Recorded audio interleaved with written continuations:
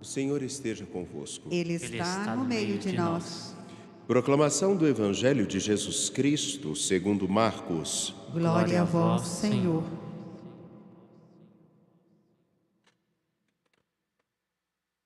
Naquele tempo, Jesus se manifestou aos 11 discípulos e disse-lhes: Ide pelo mundo inteiro e anunciai o Evangelho a toda criatura. Quem crer e for batizado será salvo. Quem não crer será condenado. Os sinais que acompanharão aqueles que crerem serão estes: expulsarão demônios em meu nome, falarão novas línguas. Se pegarem em serpentes ou beberem algum veneno mortal, não lhes fará mal algum. Quando impuserem as mãos sobre os doentes, eles ficarão curados.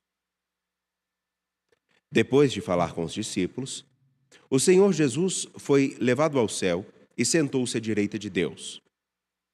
Os discípulos então saíram e pregaram por toda parte. O Senhor os ajudava e confirmava a sua palavra por meio dos sinais que a acompanhavam. Palavra da salvação. Glória a vós, Senhor. Obrigado. Esse friozinho ali na minha sala, esse friozinho aumentou um pouco a umidade, aí vai dando aquela coisa assim, sabe quando parece ter um monte de formiguinha dentro do nariz da gente, vai andando assim, aí vai dando aquela... Mas Deus é graça. A vocês que aqui estão, Deus abençoe e guarde, sejam bem-vindos. Você que nos acompanha pela TV Horizonte, pela Rádio América e também pelo nosso canal no YouTube Uma Impiedade. Vocês que todo mês se unem a nós para que possamos, em comunhão com a Basílica da Natividade, lá em Jerusalém, representada aqui pela relíquia que vem justamente lá dessa casa, a casa de Maria, nossa mãe, nos encontramos para meditar a palavra e espero em Deus que todos nutram o mesmo desejo de deixar com que a vida de Cristo, não só sua palavra, mas a vida dele habite em nós. De tal maneira que a carta de São Pedro, que cita Marcos, seu filho, seu discípulo, que é o evangelista que hoje nós estamos nos lembrando, por isso vermelho, e que é o escritor, provavelmente, do Evangelho de Marcos, que nós escutamos, que nós possamos aprender com sua carta algo que, infelizmente, fica sendo discutido ao redor, mas nunca se vai no ponto. Eu já ouvi muitas falas sobre esse versículo. Sede sóbrios e vigilantes. O vosso adversário, o diabo, rodeia como um leão a rugir, procurando a quem devorar. E é cômico porque algumas vezes nós falamos do diabo, nós falamos do leão, mas nós não falamos como que, na verdade, esse versículo interage com tudo aquilo que Pedro apresenta na sua carta. Em especial no capítulo 5, versículos 5b a 14. E para quem ele fala? Ele está falando para as pessoas que têm uma função ou uma missão importante no meio de uma comunidade. Aos seus líderes. Não é à toa que ele primeiro vai dizer: revesti-vos de humildade. Humildade, ao contrário que nós somos levados a pensar, pode ser assim traduzido segundo Teresa de Ávila. É caminhar na verdade. Falar a verdade é humildade. Somente a verdade. Você fez bem o seu trabalho. Ah, não, você fez bem o seu trabalho. Continue fazendo bem. Você não é tão bom desenhista. É verdade. Então seja humilde de reconhecer, eu não sou bom fazendo desenho. no relacionamento à humildade, no relacionamento mútuo. Porque Deus resiste aos soberbos. O soberbo ele não tem muito o que aprender e nem tem muita facilidade para ensinar, porque a soberba nos impede de inclinar-nos para as outras pessoas e falarmos de modo com que elas entendam. E procurarmos nos colocar no lugar deles. O soberbo não, ele está sempre num lugar favorável. Ele sabe o que precisa ser feito e tem que ser feito daquela maneira. Mas ele nem para perceber o seguinte: qual a dificuldade para aquele aprendizado? Qual é a dificuldade para aplicar aquilo?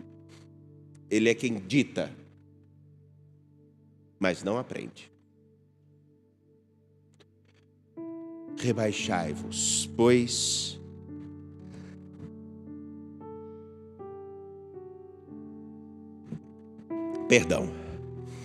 rebaixai-vos, pois, humildemente, sob a poderosa mão de Deus, para que na hora oportuna Ele vos exalte. Quem tem muita razão, já se exalta. Agora, o ponto central é, o adversário, o diabo, é aquele que nos leva a pensar que não é necessária a humildade, que podemos ser soberbos, e sempre estamos num pedestal. E quem assim está, e assim se coloca, não consegue reconhecer o que vem a seguir. Resistir ao diabo, resistir à soberba, sedes firmes na fé, certos de que iguais sofrimentos atingem também os vossos irmãos pelo mundo afora.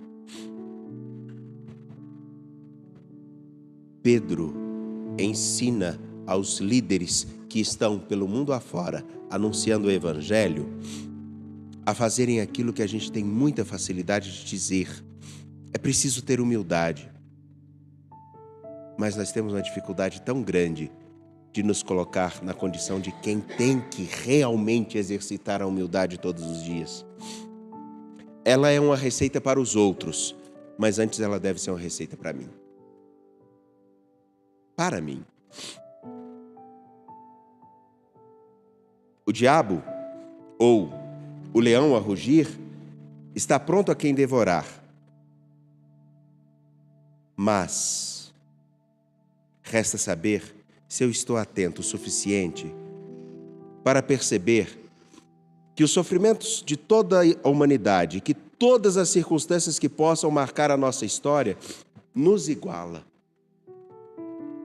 A própria morte, gosto muito dessa expressão, a própria morte, ela nos nivela e nos coloca no mesmo lugar.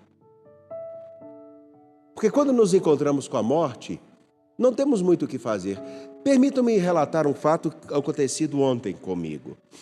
Inclusive, essa celebração rezo em especial pelo falecido senhor Dedé, que morreu atropelado em frente ao posto 30 da 381, ontem por volta das 11h30 da noite, enquanto desceu da boleia do caminhão para pegar água. A esposa estava com ele na boleia, aconteceu o incidente. Naquele mesmo lugar, polícia rodoviária, médicos, auxiliares de enfermagem, a esposa, os motoristas, o padre, o pastor, todos estavam no mesmo nível. Identicamente no mesmo nível. Sabem por quê? Porque ninguém poderia diminuir o sofrimento daquela mulher que abraçou o seu marido morto. Ninguém podia acalmar os filhos que estavam longe. Ninguém podia dar a vida novamente àquele homem, mas todos poderiam significar alguma coisa. Naquele momento. Todos. Do frentista do posto, àquela moça que cuidava lá do serviço no restaurante, àquele que cuida do posto durante a noite, se não me engano, Gilmar, o nome dele, todos poderiam olhar para aquela circunstância de várias maneiras, mas uma única forma nos igualava. Naquele momento, não existe receita, não existe palavra, só existe proximidade. E o que Pedro ensina na sua carta é justamente isso. Cuidado para não se afastarem, porque se colocam em um lugar que não lhes cabe. Isso toma forma e sentido naquilo que Marcos escreve no fim do seu evangelho. E a tradução correta seria: indo pelo mundo inteiro. Enquanto vocês caminham pelo mundo inteiro, anunciam o evangelho a toda criatura. E o anúncio do evangelho a toda criatura é impedido pela soberba, pela falta de humildade, pela incapacidade de abraçar a verdade e por uma coisa muito simples: antes de qualquer coisa, olhar para os outros como gostaríamos de ser olhados. Só assim. Aí a gente pode começar a pensar em citar versículos bíblicos. Antes disso, não fizemos bem o nosso papel. Triste que em muitos lugares nós preocupamos em lançar os versículos, não em vivê-los. E aí, já fomos devorados pelo diabo. Ele já nos mordeu, porque já estamos na soberba e na falta de humildade de pelo menos reconhecer: diante de mim está uma pessoa humana. Se eu não reconheço alguém como pessoa humana, com seus sofrimentos e a sua vida, qualquer coisa que nós falarmos e fizermos pode correr simplesmente no risco de cair no ridículo. Que o Senhor nos ajude para sermos proclamadores do Evangelho, não no que falarmos, mas no modo com que nos relacionarmos com o mundo e com os outros.